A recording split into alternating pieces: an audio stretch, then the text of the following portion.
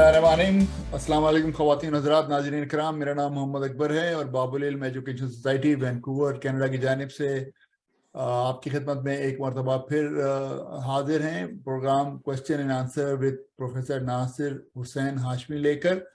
ये हमारा प्रोग्राम पिछले 2-2.5 साल से जारी है, लेकिन पिछले चंद महीनों से ये प्रोग्राम ज़रा रुका हुआ था, तम कुछ नागुज़ीर वजूहात की बिना पे। अब अल्लाह ताला ने हमें तौफीक दी है फिर दोबारा इस प्रोग्राम को शुरू करने की। आज से इंशाअल्लाह, तो आज से ये प्रोग्राम फिर शुरू कर रहे हैं।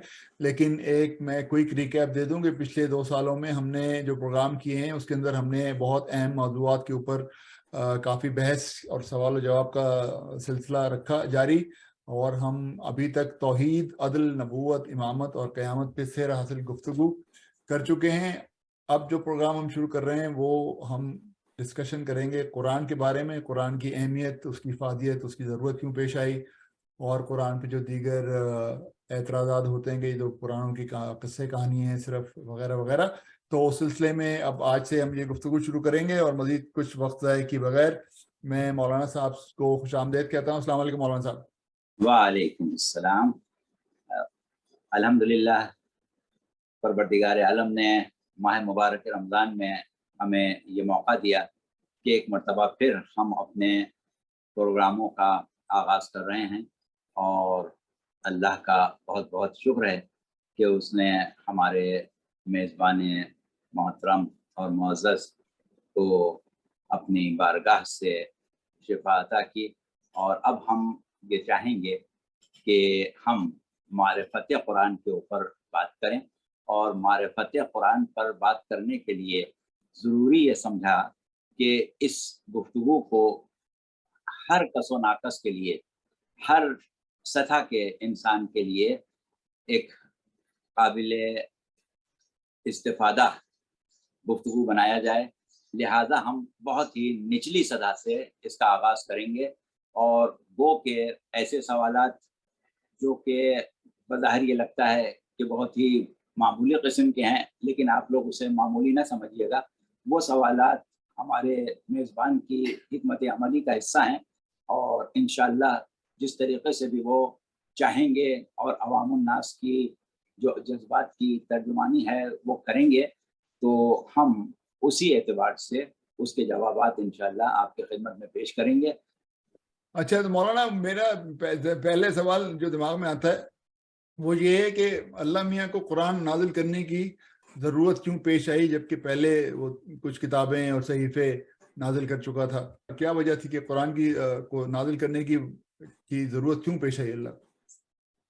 देखिए, बात ये है कि ये सवाल बहुत अच्छा है इस एतबार से कि अक्सर लोगों के अज़हान में पैदा हो सकता है।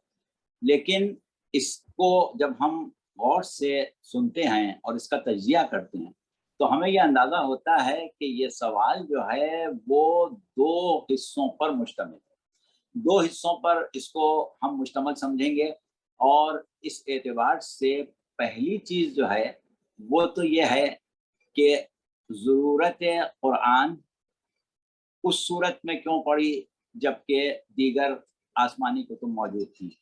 और दूसरी चीज़ ये है कि अगर दीगर आसमानी कुतुब मौजूद हों या ना हों, क्या ऐसी बात हम तजवीज़ कर सकते हैं कि हर हाल में कुरान के नुज़ूल की ज़रूरत थी?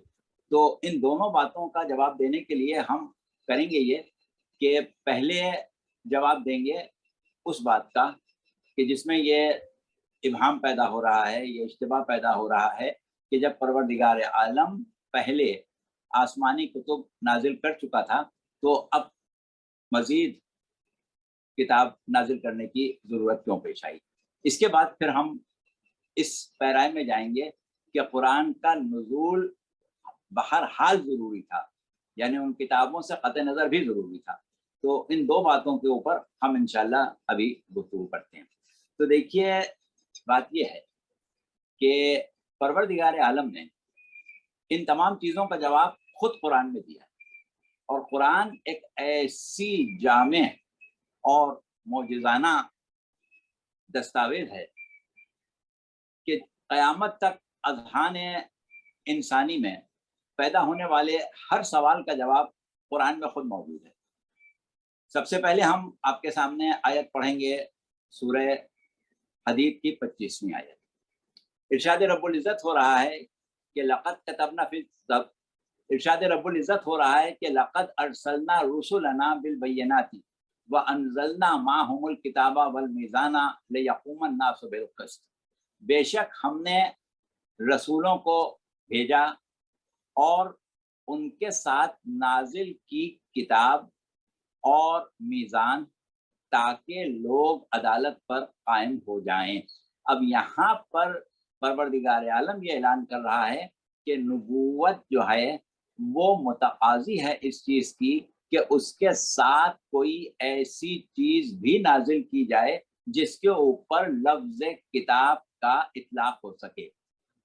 اب ایک نقطہ اور ہے، وہ یہ ہے کہ قرآن کے معجزات میں اور قرآن کے عجائبات میں ایک بات یہ بھی ہے کہ اس کی بعض آیتوں کی تفسیر ہیں۔ ہم یہ دیکھتے ہیں کہ یہاں پر پروردگار عالم نے رسولوں کا ذکر کیا اور ان کے ساتھ کتاب کا ذکر کیا۔ اس کے بعد سورہ آل عمران کی جب ہم آیت پڑھتے ہیں وَإِذْ أَخَذَ اللَّهُ مِيثَاقَ النَّبِيِّينَ لَمَا آتَيْتُكُم مِّن كِتَابٍ وَحِكْمَةٍ، کہ اس وقت کو یاد کرو جب ہم نے تمام انبیاء کو سے عہد لیا، اس وقت کہ جب ان کو کتاب اور حکمت میں سے کچھ دیا۔ تو یہاں پر بھی نبوت کے ساتھ کتاب اور حکمت جو ہے وہ لازم و ملزوم بات بیان کی جا رہی ہے۔ رسولوں کی جہاں تک بات ہے، ہمارے جو علوم ہیں انبیاء اور رسول کے بارے میں، اس کے مطابق ہم یہ جانتے ہیں کہ 1,24,000 انبیاء کل پروردگار عالم نے بھیجے۔ اگر ہم سرکار رسالت خاتم مرتبت صلی اللہ علیہ وآلہ وسلم کو تھوڑی دیر کے لیے الگ کر لیں اور انبیاء ما سبق کا ذکر کریں تو 1,23,999 انبیاء، جس میں 313 رسول۔ نبوت بنیادی ہوتا ہے، رسالت اس سے اعلیٰ درجے کا ہوتا ہے۔ کسی نبی کے لیے یہ ضروری نہیں کہ وہ رسول ہو، لیکن رسول کے لیے ضروری ہے کہ وہ نبی ہو۔ تو پہلے گفتگو ہوئی کہ تمام رسولوں کو کتاب کے ساتھ بھیجا، پھر اس کے بعد گفتگو ہوئی کہ تمام انبیاء کو کتاب دی۔ تو اب یہاں پر ہماری اس وقت کی جو گفتگو ہے اس میں ہمیں اس بحث میں نہیں جانا ہے کہ یہاں لفظ کتاب سے کیا مراد ہے، لفظ حکمت سے کیا مراد ہے، لیکن اتنا ضرور کہنا ہے کہ انبیاء کی بعثت کے ساتھ ایک ایسی چیز کا نزول اور ان سے ایک ایسی چیز کا تعلق قائم کرنا ضروری تھا کہ جس کے اوپر لفظ کتاب کا اطلاق ہو جائے۔ تو یہاں تک تو ہم نے بات کر دی۔ اچھا، اب اس کے بعد تھوڑا سا ہم مزید وضاحت کریں، کیونکہ آپ کے سوال میں یہ چیز پائی جا رہی ہے کہ توریت، انجیل اور صحف ابراہیم اور صحف نوح وغیرہ کے ہوتے ہوئے مزید کتاب کی ضرورت کیوں پڑی؟ تو دیکھیے، بات یہ ہے کہ پروردگار عالم نے پیغمبر اسلام صلی اللہ علیہ وآلہ وسلم سے پہلے جو 1,23,999 انبیاء بھیجے، ان میں 4 انبیاء وہ ہیں جو صاحبان شریعت ہیں، باقی انبیاء صاحبان شریعت نہیں ہے۔ اس کے اوپر تفصیلی گفتگو ہمارے ان پروگراموں میں ہو چکی ہے جو ہم نے نبوت کے ذیل میں منعقد کیے تھے، تو زیادہ تفصیل میں جانے کی ضرورت نہیں ہے۔ صرف یاد دہانی کے طور پر ہم اتنا کہیں گے کہ جناب نوح پہلے صاحب شریعت نبی ہیں جن پر صحیفے نازل ہوئے، جناب ابراہیم پر صحیفے نازل ہوئے، اور وہ صحیفے جو تھے وہ ان کی امت کے لیے حجت تھے۔ لیکن اس کے بعد ہمیں عالم انسانیت میں ان صحیفوں کا تذکرہ اور ان صحیفوں کا تعارف اگر ملتا ہے تو صرف قرآن کے ہی ذریعے ملتا ہے۔ اگر قرآن میں ان کا ذکر نہ ہوتا تو ان کا کوئی نام و نشان ہمیں نہ ملتا۔ لہٰذا قرآن کا ہی احسان ہے کہ اس نے ان صحیفوں سے ہمیں متعارف کرایا، ورنہ ان کا وجود نہیں۔ اچھا، اس کے بعد جو چیز ہمارے ہاں عام ہے، تمام بچہ جانتا ہے، ہر شخص جانتا ہے، ہر سطح علمی کا انسان جانتا ہے کہ ہمارے پاس 3 کتابوں کا تذکرہ اور ملتا ہے، جس میں ایک کتاب جو حضرت موسیٰ پر نازل ہوئی، توریت، دوسری کتاب جو حضرت عیسیٰ پر نازل ہوئی، انجیل، اور تیسری کتاب جس کا تذکرہ کیا جاتا ہے وہ حضرت दाऊद पर नाजिल होने वाली किताब है, जबकि हम ये जानते हैं कि जनाब दाऊद साहिब शरीयत नबी नहीं है। तो जब जनाब दाऊद साहिब शरीयत नबी नहीं है तो उनके ऊपर कोई नई शरीयत नाजिल नहीं होना चाहिए या नाजिल नहीं हुई। तो जब कोई नई शरीयत नाजिल नहीं हुई तो ये बात तय हो गई कि ज़ुबूर जो है वो किताब तशरीई नहीं है, लिहाजा किसी भी किताब तशरीई का नेमुल बदल या कायम मकाम नहीं हो सकती। तो ज़ुबूर के होते हुए भी दूसरी किताबों के नुज़ूल की ज़रूरत पड़ती है। अब यहाँ पर एक चीज़ हम और वजाहत कर दें कि कुरान में लफ्ज़ ज़ुबूर भी आया है और इसकी जमा ज़ुबुर भी आई है। तो उसकी क्या वजह है उस पर हम अभी इस वक्त नहीं जा रहे हैं, लेकिन जहाँ तक ज़ुबुर का ताल्लुक है उसकी वजाहत अगर की जाए तो उसका मतलब ये होता है कि लफ्ज़ ज़ुबूर जो है उसके माने कोई ख़ास किताब नहीं है, बल्कि हर वो किताब जो इल्हामी किताब हो उसे ज़ुबूर कहते हैं। और इसी वजह से लफ्ज़ ज़ुबुर जमा का सीगा कुरान में इस्तेमाल हुआ है और वाहिद का सीगा भी इस्तेमाल हुआ है। लक़द कतबना फ़ी ज़बूरी मिन बादिल ज़िक्र अन्नल अर्ज़ा यरिसुहा इबादियस सालिहून, कि हमने जिक्र के बाद ज़ुबूर में भी लिख दिया कि हमारी ज़मीन के वारिस हमारे साले बंदे हैं। तो इस तरह लफ्ज़ ज़ुबूर जो है वो कुरान में आया है जमा के सीगे में भी और वाहिद के सीगे में भी, लेकिन ये बात तय है कि साहिब शरीयत नबी पर वो किताब नाजिल नहीं हुई, लिहाजा उसमें शरई अहकामात मौजूद नहीं हैं और वो किसी शरई अहकामात से मुज़य्यन किताब का बदल नहीं हो सकती। अब रह गई दो किताबें। वो दो किताबें कौन सी हैं? एक ज़बूर, एक इंजील और एक तौरात। अब तौरात और इंजील के बारे में अगर हमसे कोई कहे, आपसे कोई भी पूछे कि साहब जब तौरात और इंजील जैसी तशरीई किताबें मौजूद थीं तो अब एक नई किताब की ज़रूरत क्यों पेश आई? क्या उनकी इफादियत ख़त्म हो गई थी या कोई ऐसे नक़ाइस उनमें ज़ाहिर हो गए थे कि अब वो काम की नहीं रही थी? और इस किस्म के बहुत से इबाहात लोगों के अज़हान में आ सकते हैं। तो उसका जवाब जो है वो बजाय इसके कि हम कोई मंतिकी जवाब दें, कोई अक़ली जवाब दें, हम मुशाहिदाती जवाब देते हैं। मुशाहिदाती जवाब ये है कि ये दो किताबें जिनको हम कुरान की ज़बान में तौरात और इंजील कहते हैं या बाज़ औक़ात तौरात और इंजील कहते हैं, ये आलम इंसानियत में old testament, new testament, Bible वगैरह के नामों से पहचानी जाती हैं। अब सवाल ये है कि ये किताबें जो हैं वो अहद रिसालत में जिस वक्त कुरान नाजिल हुआ था उस वक्त किस हालत में थी? तो उसका जवाब ये है कि बेआईन ही ऐसी थी जैसे आज है। यानी अहद रिसालत के बाद से अब तक इनमें कोई तब्दीली नहीं हुई है और उस वक्त ये किताबें जो थीं वो इसी शक्ल में मौजूद थीं जिसमें आज हैं। अब अगर हम इनका जायज़ा लें कि क्या ये उस ज़रूरत को पूरा कर सकती थीं जिस ज़रूरत के तहत कुरान नाज़िल हुआ, तो इसका जवाब ये है कि पहला जायज़ा आप ले लें तौरात का। तौरात जो है उसको अगर आप उठा के पढ़ें तो उसमें 5 सफ़र हैं, 5 उसके हिस्से हैं और हर हिस्से में एक ख़ास मौज़ू के तहत गुफ्तगू की गई है। वो लोग उम्मत मूसा के कि जो उसको इल्हामी किताब और अल्लाह की एक ऐसी हिदायत समझते हैं कि उसके बाद अब किसी और किताब की ज़रूरत नहीं है। उसकी 2 वजूहात। पहली वजह तो ये है कि यहूदी मज़हब के अक़ीदे के मुताबिक बदा मुमकिन नहीं है। अब ये फिर तफसीली बहस इंशाअल्लाह बाद में किसी मौजू पर करेंगे। मतलब उनका ये था कि परवरदिगार आलम अपने किसी भी काम में तब्दीली नहीं करता, जो एक दफ़ा कर लेता है बस वही हर्फ़ आखिर होता है। अब ये एक मसला अलग है, इसके ऊपर इंशाअल्लाह कभी बाद में बात करेंगे। दूसरी चीज़ जो है, उनका अपना भी ये दावा नहीं है کہ پہلے 4 عہد جو ہیں یا پہلی 4 کتابیں یا پہلے 4 سفر جو ہیں وہ بھی الہامی ہیں، اور اگر کوئی یہ دعویٰ کر بھی دے تو ثابت نہیں کر سکتا، کیونکہ ان میں جو تذکرے ہیں وہ حضرت موسیٰ کی تاریخ ہے، حضرت موسیٰ کی وفات کے ذکر کا ذکر ہے، حضرت موسیٰ کی وفات کے بعد کے حالات ہیں، تو وہ کتابیں جو ہیں وہ خود اس بات کی دلیل ہیں کہ ان کی تصنیف حضرت موسیٰ کے بعد ہوئی ہے، حضرت موسیٰ کے عہد میں نہیں ہوئی، اور جب حضرت موسیٰ کے بعد ہوئی ہے تو پھر اس کا الہامی ہونا ثابت نہیں۔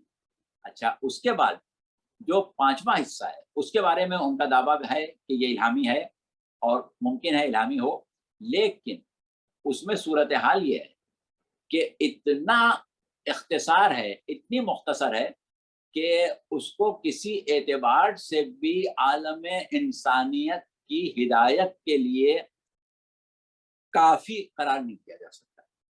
اس کے بعد ایک چیز جو ہم ابھی ثابت نہیں کر رہے ہیں، بعد میں ثابت کریں گے، فی الحال صرف دعویٰ کر رہے ہیں، وہ یہ ہے کہ تورات کے جو مضامین ہیں، جو گفتگو ہے، وہ اگر ایک مرتبہ عقل کی کسوٹی پر رکھی جائے تو اس میں وہ باتیں اور وہ امور بیان کیے گئے ہیں کہ جو کوئی بھی پڑھا لکھا انسان آج کا صحیح معنوں میں اس کو قبول نہیں کر سکتا، اور پھر جو ایک فطری تصور توحید اور فطری تصور نبوت انسانوں کے اذہان میں بغیر کوئی کتاب پڑھے آتا ہے، یہ گفتگو جو ہے وہ اس کی رد ہے۔ تو یہ پھر لمبا ایک موضوع چھو جائے گا، ہم صرف خاص بات بتا رہے ہیں۔ تو یہ تو ہو گیا مسئلہ تورات کا۔ اب آ جائیں انجیل کا۔ انجیل کو آپ ایک مرتبہ اپنے سامنے رکھیں تو مسئلہ یہ آتا ہے کہ قرآن میں انجیل کا لفظ واحد میں استعمال ہوا ہے، کبھی اناجیل استعمال نہیں ہوا، جمع میں استعمال نہیں ہوا، جیسا کہ زبور کا استعمال ہوا ہے۔ تو اس کا مطلب یہ ہے کہ قرآن کی جو تعلیم ہے، جو اطلاع ہے، اس کے مطابق انجیل ایک ہے، ایک سے زیادہ نہیں ہے، جبکہ آج عالم نصرانیت میں 4 انجیلیں پائی جاتی ہیں، ایک انجیل لوقا کی، ایک متی کی، ایک مرقس کی، ایک یوحنا کی، اور اگر چاروں انجیلوں کو، چاروں اناجیل کو آپ تجزیے کے ساتھ پڑھیں اور اس کی تاریخ کے ساتھ پڑھیں تو چاروں میں سے کسی کا جمع کرنے والا جو ہے وہ حضرت عیسیٰ کے عہد کا شخص نہیں، سب حضرت عیسیٰ کے بعد کے۔ تو اس اعتبار سے بھی انجیل کے اوپر عالم انسانیت اگر کھلے دل سے بات کرے تو لوگوں کو قائل کرنا کہ یہ اللہ کا کلام ہے بہت مشکل ہے۔ اس کے بعد وہی والی خرابی جو تورات میں ہے کہ اس طریقے سے انبیاء کا تعارف کرایا گیا، اس طریقے سے توحید بیان کی گئی، اس طریقے سے پروردگار عالم کی صفات بیان کی گئیں کہ عقل انسانی اس کو قبول نہیں کر سکتی۔ تو اس اعتبار سے یہ بات طے ہے کہ تورات اور انجیل جو ہیں وہ عہد رسالت سے پہلے ہی تحریف کا شکار ہو چکی تھیں، اور جس طریقے سے صحف ابراہیم اور صحف نوح ناپید ہو گئے تھے، صحیح معنوں میں دیکھا جائے تو وہ کتب کہ جو جناب موسیٰ اور جناب عیسیٰ پر نازل ہوئی تھیں اب ناپید ہو گئی تھیں۔ تو اس اعتبار سے ایک ایسی کتاب کا نزول کہ جو تا قیامت ایک معجزے کی شکل میں عالم انسانیت میں موجود رہے، ناگزیر تھا۔ اب ہم نے کہا معجزے کی شکل میں، یہاں پر یقیناً آپ کے ذہن میں سوال آیا ہوگا، اور آپ چاہیں تو کر بھی سکتے ہیں، ورنہ ہم خود سمجھ رہے ہیں کہ آپ یہاں پر کیا سوال کر سکتے ہیں، یا ہمارے سامعین اور ناظرین یہاں پر کیا سوچ سکتے ہیں کہ صاحب ابھی تو ہم گفتگو کر رہے تھے قرآن کی اس حیثیت سے کہ وہ پروردگار عالم کی طرف سے ہدایت ہے، اور تمام انبیاء و مرسلین کے لیے اللہ نے یہ ضروری سمجھا ہے کہ ان کے ساتھ کوئی ہدایت اور ایسا معیار جسے میزان کہا جا سکے. لقد ارسلنا رسولنا بالبینات، اللہ نے رسولوں کو بھیجا معجزات کے ساتھ. وانزلنا معهم الکتاب والمیزان، اور ان کے ساتھ کتاب بھی نازل کی، میزان بھی نازل کیا. تو اب ہر ایک کے ساتھ کتاب اور میزان کا تصور جب لازمی قرار پاتا ہے تو پھر اگر ہم پیغمبر اسلام صلی اللہ علیہ وآلہ وسلم کی نبوت کے اوپر کامل ایمان رکھتے ہیں تو پھر ہمیں یہ ماننا پڑے گا کہ اس نبوت کا بھی لازمہ ہے کوئی ایسی چیز کہ جس کو ہم کتاب کہیں، جس کو ہم حکمت کہیں، جس کو ہم میزان کہیں. تو یہ بات تو ناگزیر ہو گئی. اب سوال یہ ہے کہ ہم نے لفظ استعمال کیا معجزے کا، تو معجزہ کیا چیز ہے اور معجزہ کیوں ضروری ہے؟ تو اس کا مختصر جواب، باقی تفصیلی جواب تو نبوت میں غالباً ہم دے چکے ہیں. مختصر جواب یہ ہے کہ اللہ کا کوئی بھی نمائندہ، خواہ وہ رسالت کا عہدہ لے کے آئے، خواہ وہ نبوت کا عہدہ لے کے آئے، خواہ امامت کا عہدہ لے کے آئے، خواہ خلافت کا عہدہ لے کے آئے، خواہ ولایت کا عہدہ لے کے آئے، جو بھی ایک مرتبہ بارگاہ خداوندی سے منتخب کیا جائے اور اس کو یہ حکم دیا جائے کہ تم اپنی قوم سے اپنا تعارف اس بنیاد پر کراؤ کہ تمہارا بارگاہ خداوندی میں ایک خاص مقام ہے اور بارگاہ خداوندی سے تم کو ایک خاص کام دیا گیا ہے اور تمہارے اور تمہاری قوم کے درمیان ایک رشتہ قائم کیا گیا ہے.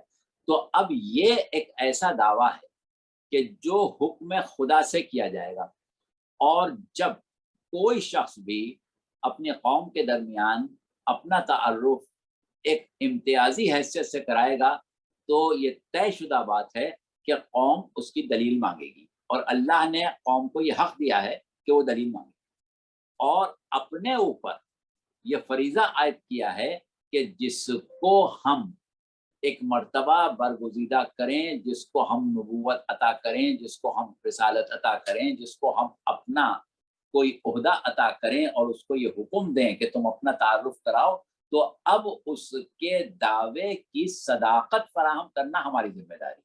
یہ ایک اخلاقی فریضہ ہے کہ اب اللہ پر واجب ہو گیا ہے کہ وہ ثابت کرے کہ جو کچھ یہ کہہ رہا ہے وہ صحیح ہے، اور یہ کام سوائے اللہ کے کسی کا نہیں ہے. اسی کام کو ہم معجزہ کہتے ہیں، اور معجزہ اس اعتبار سے کہتے ہیں کہ وہ جو کام کرے گا وہ ایسا کام ہوگا کہ اس عہد کے خواص جن کے پیچھے عموماً لوگ چلتے ہیں، جن کے پیچھے عوام چلتے ہیں، وہ اس کو معجزہ تسلیم کر. لہذا پروردگار عالم نے جناب ابراہیم کو بھی معجزے عطا کیے، جناب موسیٰ کو بھی معجزے عطا کیے، اور جناب عیسیٰ کو بھی معجزے عطا کیے، جس کی تفصیلی گفتگو قرآن میں موجود ہے، ضرورت کے وقت کی جا سکتی ہے. اس وقت ہم صرف اتنا کہہ سکتے ہیں کہ اللہ نے جناب موسیٰ کو ایک ایسا معجزہ دیا کہ عام آدمی تو یہ نہیں سمجھ سکتے تھے کہ یہ کار بشر نہیں، لیکن وہ لوگ کہ جو اس قسم کے کاموں کے ماہر ہیں وہ جانتے تھے کہ یہ جادو نہیں ہے، یہ کچھ اور ہے. لہٰذا سب سے پہلے جادوگر ہی ایمان لے آئے، اور جادوگروں کا ایمان لانا باقی لوگوں کے لیے حجت قرار پا گیا. اسی طریقے سے حضرت عیسیٰ کے لیے ہوا کہ حضرت عیسیٰ کا زمانہ طب کی ترقی کا زمانہ تھا، بڑے بڑے طبیب ہوتے تھے، تو اب حضرت عیسیٰ کو کوئی ایسا معجزہ دکھانا تھا کہ جس کی تصدیق طبیب کر دے، کیونکہ ایک عام آدمی نہیں جانتا کہ مردہ جسم میں اور زندہ جسم میں کیا فرق ہے، یہ طبیب ہی جانتا ہے. اور اگر طبیب ایک دفعہ کہے کہ بھائی یہ طب سے باہر ہے تو پھر باقی لوگ ان کے لیے حجت ہو جاتی ہے. تو اسی طریقے سے پیغمبر اسلام صلی اللہ علیہ وآلہ وسلم نے جب دعوی نبوت کیا تو ان کے ساتھ وہی تمام امور پیش آئے جو دیگر انبیاء کے ساتھ پیش آئے تھے. لوگوں نے جھٹلایا، لوگوں نے ماننے سے انکار کیا، لوگوں نے مختلف الزامات لگائے، لوگوں نے تکالیف دی، لوگوں نے اذیتیں دی، وغیرہ وغیرہ. تو اب اللہ پر یہ واجب تھا کہ پیغمبر اسلام کو بھی معجزہ دیا جائے، لیکن صورت یہ تھی کہ دیگر انبیاء جو آپ سے پہلے گزرے ان کے عہد محدود تھے، اس کے بعد اس عہد کے گزرنے کے بعد جو نسلیں پیدا ہوں وہ اس بات کی مکلف نہیں تھی، اس بات کی پابند نہیں تھی کہ ان پر ایمان اس اعتبار سے لائیں کہ ان کی شریعت کو، ان کی تعلیمات کو، ان کی ہدایت کو وقت کی ضرورت سمجھ۔ اس اعتبار سے جناب موسیٰ کا زمانہ حضرت عیسیٰ کی بعثت پر اور حضرت عیسیٰ کا زمانہ پیغمبر اسلام کی بعثت پر ختم ہوا، لیکن پیغمبر اسلام صلی اللہ علیہ وآلہ وسلم کو کیونکہ خاتم الانبیاء بنایا گیا تھا، لہٰذا یہ ضروری تھا کہ قیامت تک جتنے لوگ پیدا ہوں ان سب کو مکلف کیا جائے، ان سب کو پابند کیا جائے کہ وہ کلمہ محمد پڑھیں اور ان پر ایمان لائیں اور ان کی تعلیمات کو ہی اپنا دین و ایمان سمجھیں۔ تو اب اس کے لیے جس طرح ان کے عہد کے لوگ یہ حق رکھتے تھے کہ بھائی ہم ایمان تو لائیں لیکن پہلے کوئی دلیل تو ہو، تو جب تک لوگوں کو پابند کیا جائے گا، جب تک لوگوں کو اس بات کی طرف دعوت دی جائے گی کہ تمہیں اس پر ایمان لانا ہے، اس کا کلمہ پڑھنا ہے، جب تک لوگوں کو یہ حق حاصل رہے گا، جتنی نسلیں پیدا ہوں گی ہر نسل کو یہ حق حاصل ہوگا کہ وہ معجزہ طلب کرے، وہ حقانیت کا معجزہ طلب کرے۔ لہذا اللہ پر یہ لازم ہو گیا کہ دیگر انبیاء پر جو معجزات ان کے ذریعے ظاہر کیے گئے ان کے اثرات ختم ہو جائیں تو کوئی حرج نہیں، کیونکہ حضرت موسیٰ نے اگر عصا کو اژدہا بنایا تھا، یا حضرت موسیٰ نے اگر 12 چشمے جاری کیے تھے، یا حضرت موسیٰ نے اگر سمندر کو شگافتہ کیا تھا، تب اس کے کوئی آثار موجود نہیں ہیں، نہ تواتر سے اس کے بارے میں کوئی ذکر موجود ہے۔ یہ صرف قرآن کا احسان ہے کہ اس نے ان کو زندہ رکھا ہے۔ اچھا مولانا اب میری جی بات جی سنیں نا، وہ میرا سوال یہ تھا کہ قرآن بھیجنے کی ضرورت کیوں پیش آئی، اس کا آپ نے جواب دے دیا۔ اب سوال اسی سے ایک سوال یہ نکل رہا ہے کہ رسول کے ساتھ کتاب بھیجنا اللہ نے ضروری سمجھا، اس وجہ سے رسول خدا کے ساتھ کتاب بھیجی، لیکن باقی پیغمبروں کے ساتھ جو کتاب بھیجی تھی وہ پیغمبروں کے ساتھ ختم ہو گئی، تو اور یہ کتاب جو ہے وہ پیغمبر کے بعد بھی باقی ہے، جو آپ نے بھی کچھ اس کی طرف اشارہ بھی کیا، تو یہ لازم و مظلوم نہیں تھے پیغمبر اور قرآن ایک دوسرے کے لیے، انڈیپینڈنٹلی بھی سروائیو کر سکتے ہیں وہ؟ جی ہاں، آپ یہ کہہ سکتے ہیں کہ قرآن کوئی ایسی چیز پیغمبر اسلام کے پاس ہونا چاہیے ہے کہ جب تک اللہ لوگوں کو پابند کرے ان پر ایمان لانے کا، جب تک ان کی حقانیت کی دلیل ایک ایسی ہو کہ جس سے انکار ممکن نہ ہو، تو بس یہ ضرورت جو ہے وہ قرآن پوری کر رہا ہے۔ اب آپ سوال کریں تو ہم بتائیں گے کہ کیسے پوری کر رہا ہے اگر ہمارے پاس وقت ہے اتنا، ورنہ پھر آئندہ۔ تو یہ جو قرآن کے اندر بھی تو بہت ساری چیزیں مسنگ ہیں نا مولانا، جو ہمارے سارے دن کے جو اعمال ہیں وہ تو ان میں ایک بھی قرآن میں نہیں ہے کہ کس طرح نماز پڑھنی ہے، کس طرح روزہ رکھنا ہے، کس طرح زکوٰۃ دینی ہے، تو کچھ بھی نہیں ہے قرآن کے اندر۔ دیکھیے بات یہ ہے کہ ابھی ہم بات کر رہے ہیں قرآن کی ضرورت پر، تو پہلے ہمیں یہ طے کرنا پڑے گا کہ قرآن کی ضرورت کا لفظ جب ہم استعمال کرتے ہیں تو اس میں ہمیں کیا چاہیے، کیا ہونا چاہیے۔ جب یہ بات طے ہو جائے تو ہمیں دیکھنا پڑے گا کہ جو بات عقلاً طے ہے وہ قرآن میں ہے کہ نہیں۔ اگر کسی بات کے بارے میں ہم عقلاً یہ طے نہ کر سکیں کہ اس کا قرآن میں ہونا ضروری ہے یا ضروری نہیں ہے، تو اس کا قرآن میں ہونا ہم اس اعتبار سے تلاش نہیں کر سکتے کہ اس کو یقیناً ہونا چاہیے۔ اچھا اب دیکھیے، ابھی ہم جو بات معجزے کی حد تک کر رہے ہیں، اس میں یہ سوال لوگوں کے ذہن میں پیدا ہو سکتا ہے کہ آپ یہ بار بار معجزے کا لفظ استعمال کر رہے ہیں، یہ قرآن پر کیسے صادق آ رہا ہے؟ ہاں بالکل، کیسے آپ کہہ رہے ہیں کہ قرآن میں ہے؟ تو دیکھیے آج ہم ایک بنیادی بات بتا دیں اور اس کے بعد انشاءاللہ اگر جتنی دیر وقت ہے ہمارے پاس اتنی دیر گفتگو کریں گے، کہ وہ یہ ہے کہ ایک مرتبہ آپ جائزہ لیں، ابھی قرآن کو سامنے رکھ کے قرآن پر غور کرنے سے پہلے ایک چیز یہ سوچیں کہ یہ قرآن جو ہے یہ آیا کہاں سے،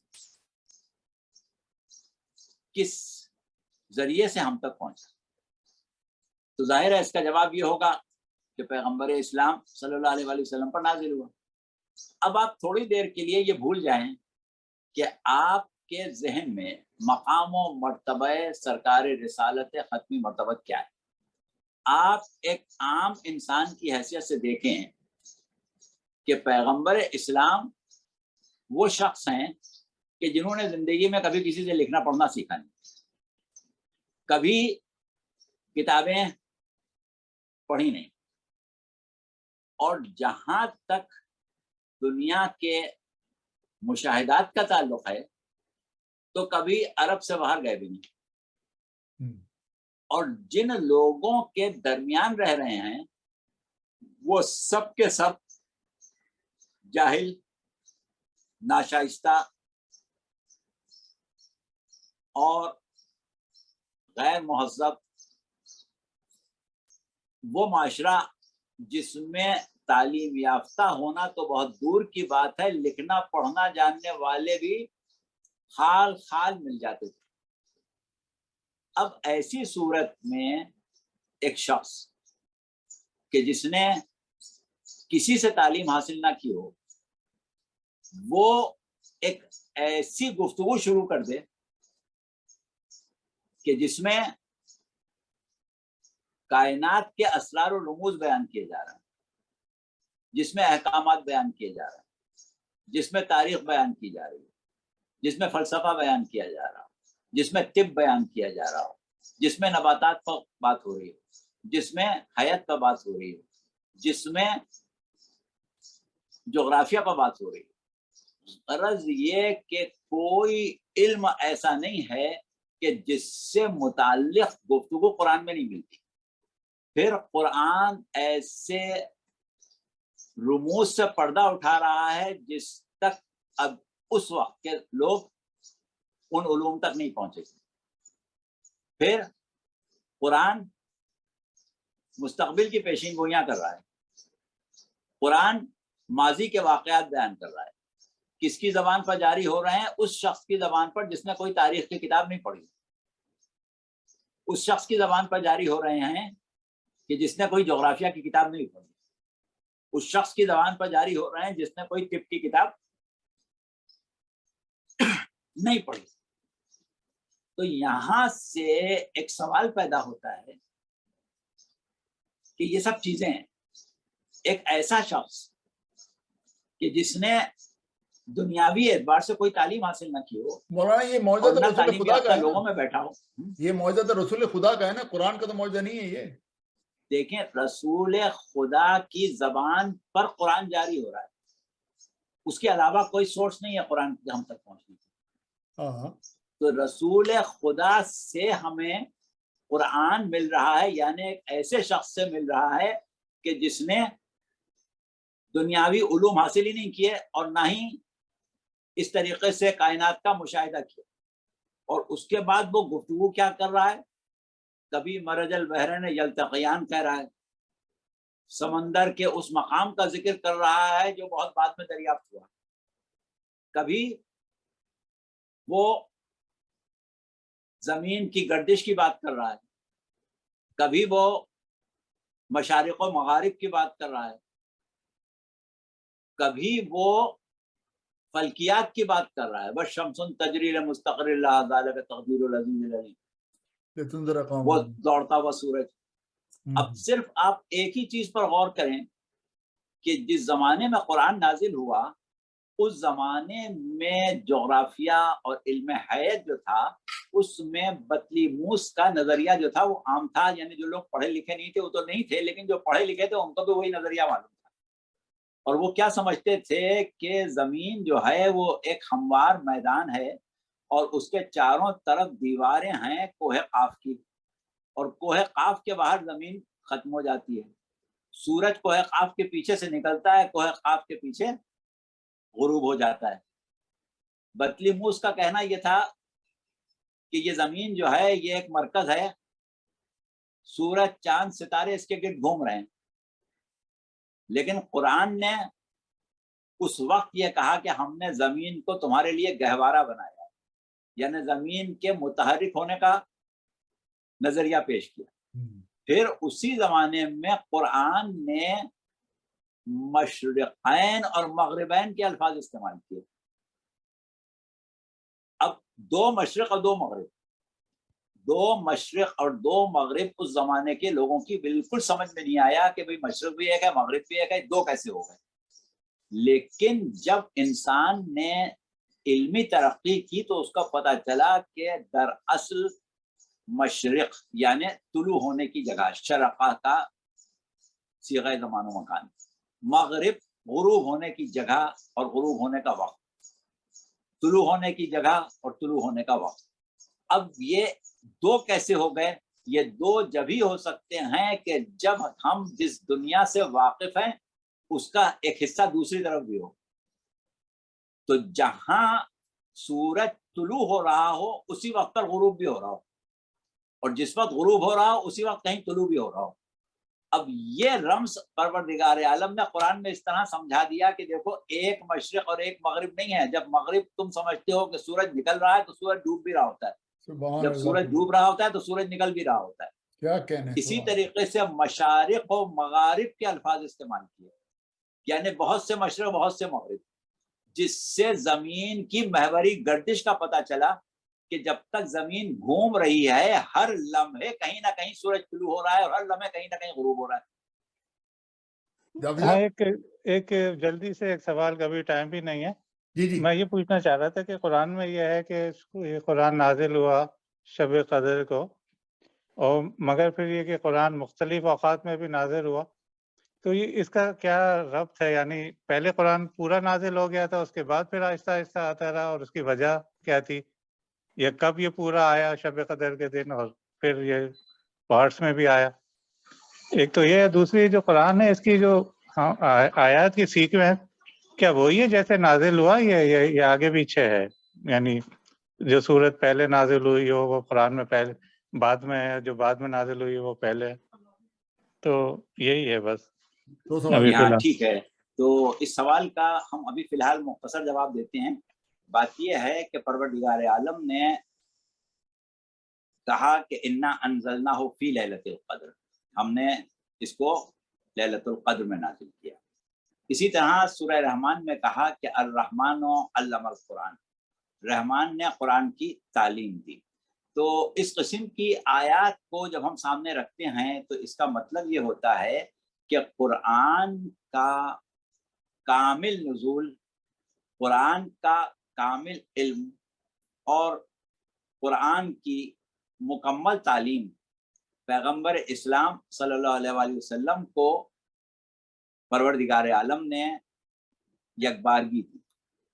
لیکن وہ نزول جو 23 سال میں آہستہ آہستہ ہوتا رہا، اس میں ہمارا عقیدہ یہ ہے کہ جناب جبرائیل صرف اللہ کی طرف سے پیغمبر اسلام کو نشاندہی کرتے تھے کہ اس وقت ان آیات کی یا اس سورے کی آپ کو تعلیم دینا. تو لہٰذا آپ اس سورے کی تلاوت بھی کرتے تھے اور اس کے بعد یعلمہم الکتاب والحکمہ کا فریضہ یعنی اس کی تفسیر بھی بیان کرتے تھے، کیونکہ پروردگار عالم نے یہ بھی وعدہ کر لیا ہے کہ یہ قرآن جس طرح ہماری طرف سے ہے اس کی تفسیر بھی ہماری طرف سے ہے. ثم علینا بیان، اس کے بعد اس کی تفسیر بھی ہماری طرف سے. تو گویا پروردگار عالم کی طرف سے ہونے کا مطلب یہ کہ وہ جو پروردگار عالم کا زمین پر نمائندہ اور حجت ہے وہ اس کی تفسیر بھی کرے اور اس کو وقتاً فوقتاً پڑھ کے سناتا بھی جائے. عوام الناس یا انسانوں کا معاشرہ یا جنوں کا معاشرہ اس بات کا تحمل نہیں رکھتا تھا کہ اس کو اکٹھا قرآن کی تعلیم دی جا سکے، اس لیے ضروری تھا کہ تھوڑا تھوڑا تھوڑا تھوڑا تھوڑا تھوڑا کر کے پڑھایا جائے. جبکہ پیغمبر اسلام اس بات کے متحمل ہیں کہ آپ کو پورا قرآن اکٹھا سمجھا دیا جائے. تو یہ ہے آپ کے سوال کا جواب. دوسرا جو آپ نے سوال کیا کہ موجودہ قرآن جو ہے اس میں آیتوں کی ترتیب کیا ترتیب نزول کے مطابق ہے، تو اس کا جواب یہ ہے کہ نہیں، ایسا نہیں ہے. اور آپ خود بھی جانتے ہیں کہ سب سے پہلے جو سورہ نازل ہوا اقرأ باسم ربک الذی خلق والا، وہ قرآن میں 30ویں پارے میں آ رہا ہے. اسی طریقے سے ابتدا میں سورہ بقرہ آ رہا ہے, سورہ آل عمران آ رہا ہے, سورہ نساء آ رہا ہے, یعنی ایسے سورے آ رہے ہیں کہ جن کی آیتیں مدینے میں نازل ہوئی ہیں, رسول اللہ کے ہجرت کرنے کے بعد نازل ہوئی ہیں. تو اس طریقے سے آپ نے سوروں کی ترتیب اور آیتوں کی ترتیب اپنی حیات طیبہ میں خود طے کی تھی, اس کے مطابق ہی قرآن مرتب ہوا.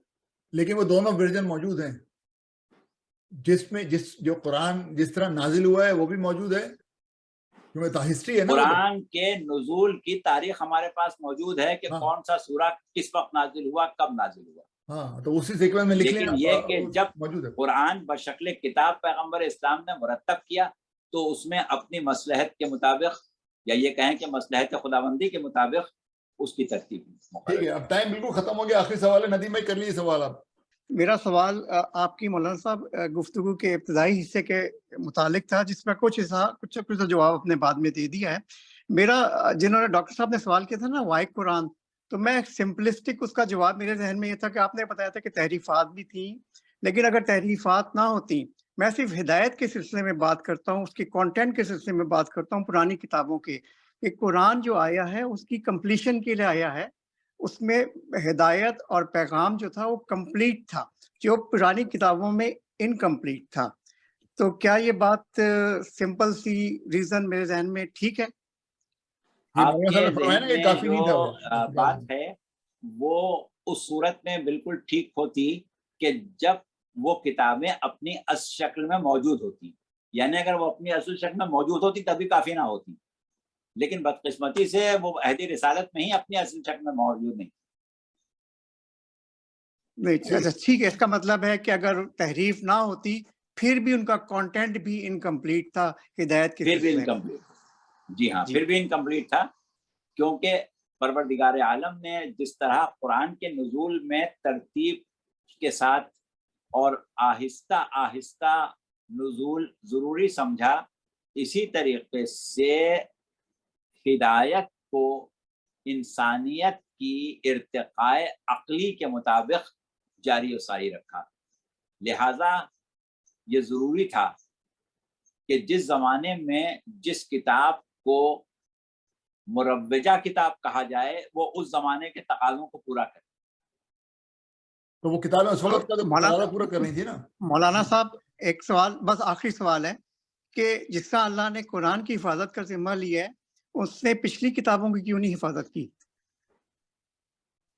ہاں, بات یہ ہے کہ وہ جو آپ حفاظت کے ذمہ والی بات کر رہے ہیں سورہ ہجر کی نمی آیت کی کہ انا نحن نزلنا الذکر و انا لہ لحافظون, اس کی تفسیر انشاءاللہ ہم کسی وقت آپ کے سامنے رکھیں گے تاکہ یہ پتہ چلے کہ یہ جو حفاظت کی بات ہے اس کا مطلب کیا ہے اور کس کی حفاظت ہے, یعنی قرآن کی حفاظت کا مفہوم کیا ہے. اور دوسری چیز یہ ہے کہ دوسری کتابیں جو ہیں وہ اپنے ایک خاص زمانے تک ہی قابل عمل تھی, اس کے بعد وہ قابل عمل نہیں ہیں. لہذا ان کی حفاظت کا وہ ذمہ جو قرآن کی حفاظت کا لیا ہے وہ پروردگار عالم پر عائد بھی نہیں ہوتا. لیکن یہ بات 2-3 جملوں میں واضح نہیں ہوگی, ٹھیک ہے انشاءاللہ اس کو تفصیل سے بتائیں. اگلی یہ اسی سوال سے شروع کر رہے ہیں اگلا پروگرام انشاءاللہ, اور اسی سوال سے شروع کر رہے ہیں پروگرام انشاءاللہ. میرے پاس بھی کچھ اور سوال ہیں, اور اگر آپ کے پاس کسی اور کے پاس بھی کوئی سوال ہو تو وہ آپ ضرور کریے گا سوال, اور پھر انشاءاللہ اگلے سنڈے کو ملاقات ہوگی. بہت بہت شکریہ مولانا, خدا حافظ. ہاں انشاءاللہ شکریہ بہت. چاہا تو ضرور. اور ابھی ہمارے حساب سے تو جو آپ لوگ سوال کر چکے ہیں اس کا بھی جواب ہمارے پاس باقی ہے, وہ بھی انشاءاللہ آئندہ پورا کریں گے انشاءاللہ. اچھی بات ہے. خدا حافظ. ٹھیک ہے, فی امان اللہ, خدا حافظ.